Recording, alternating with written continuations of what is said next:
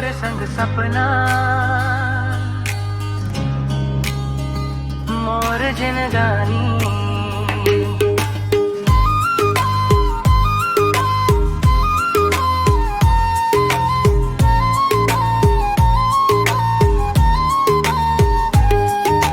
तोर गोठ सुन के मन हर मुस्काए, तोर हंसी देख के दिल हर इतराए। महानदी किनारा हवा गुनगुनाए, तोर संग चल के जिंदगी सजाए।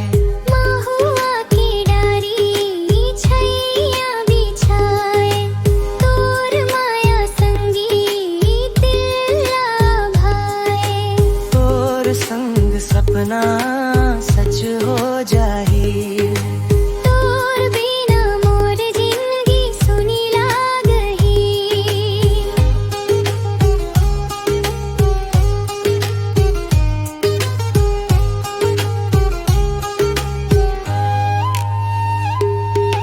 हाथ में हाथ धर संगे चलबो, जन्म जन्म तक माया निभाबो। बरसत पानी मोको सुरतावे, चंदा के ज्योति तोर नाम गवाए। फूल के खुशबू मन ला लुभाए, तोर संग रहे के सपना सजाए। तोर संग सपना